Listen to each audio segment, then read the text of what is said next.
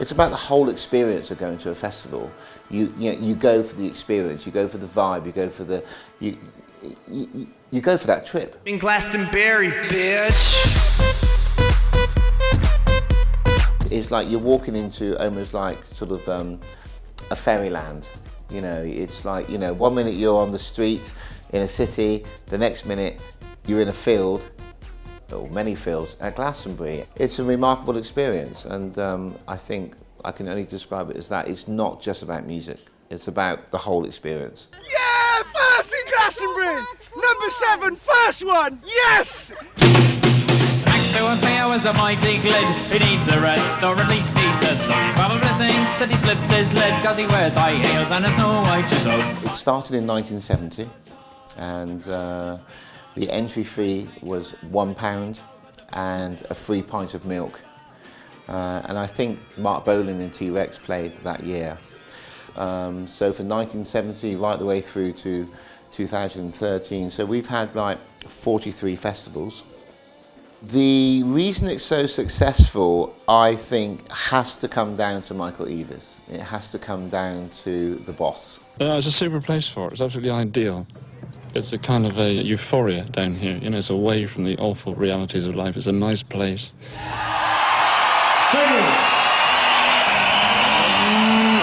He's an amazing person. That I don't think I can describe him as anything else. I think maybe not in 1970, but he has a vision and he has an ethos. I mean, there's a big thing about Glastonbury. We talk about the ethos of the festival, and I think everybody he employs, everybody who works for him, he chooses the right people to continue the ethos on his behalf. So I will meet him maybe 3 or 4 times, but I'll meet him before the festival, and we'll talk about the previous year, and then we'll talk about the following year, and I'll give him my ideas and try to get some more money out of him, budget-wise. But I'd like to think that I run my area under his ethos, really, under his guidance, and I'd like to think that I run it the way that he would want it to be run. I think it was about 1989. I went to the festival as a DJ to DJ one of the stages, and the person who invited me also invited lots of other people, so there was never really an opportunity to DJ. But I happened to have my own PA and my own van and my own generator. So when the stage closed at 12 o'clock, I drove my van in front of the stage, opened the doors, set everything up, and had a rave until 6 in the morning. Probably about 3,000 people were raving, and I had loads of Bristol DJs playing. And after that year, Michael said, "Okay, I think I'll give you a job." We got this.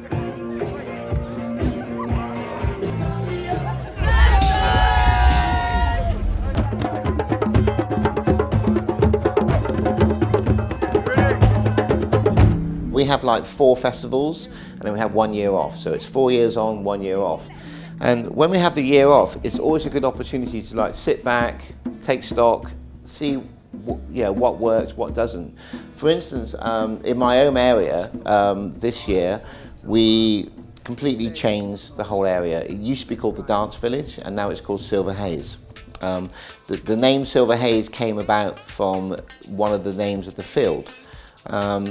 And it was my ambition and my intention to move away from sort of the dance village, but continue to like feature everything about dance, but also to open it out a bit. So I'm now featuring a little bit of folk.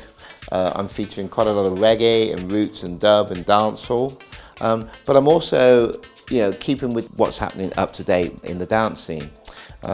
2 of my biggest hits last year was like Disclosure and Rudimental, and I'm so proud to have been able to put them on in my area, knowing that this year they will probably go to a much bigger stage.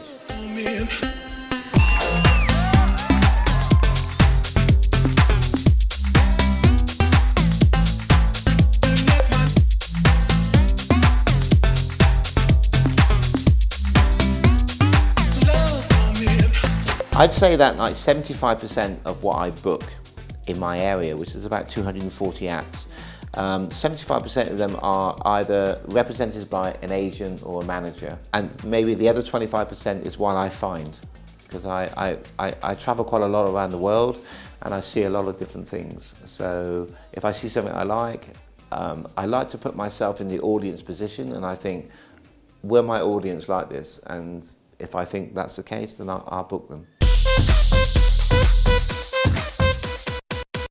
I'm happy to say that Fatboy Slim he's kind of like our resident DJ. So he's been playing in my field every year, possibly for about the last 15 years. He's my resident. He loves the festival.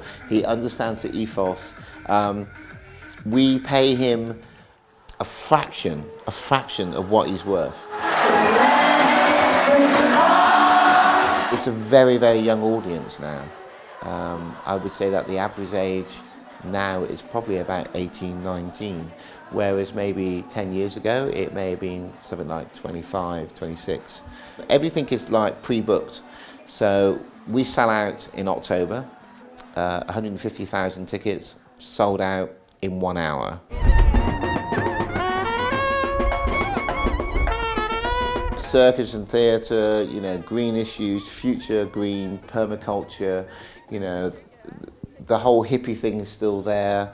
You know, there's music, there's dance, there's politics.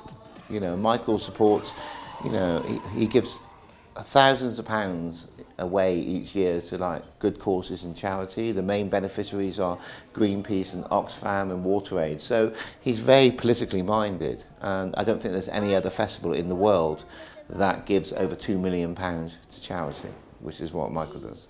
I think in the last 12 to 15 years, the evolution of festivals, not just in England, but I think worldwide, has changed. I think that festivals used to be seen as just a bunch of hippies going in, you know, and sort of getting off their faces and, you know, taking, you know, hallucinogenic drugs and things like that. But I don't, you know, it's moved on much more than that. I mean, it's a serious business, and in England alone, there's over like 700 festivals in such a small country each year. But yeah, I don't know what pitfalls you have in Italy, but if I have any advice, it would be continue. Just continue, you know, if everybody's going this way, you just carry on going that way.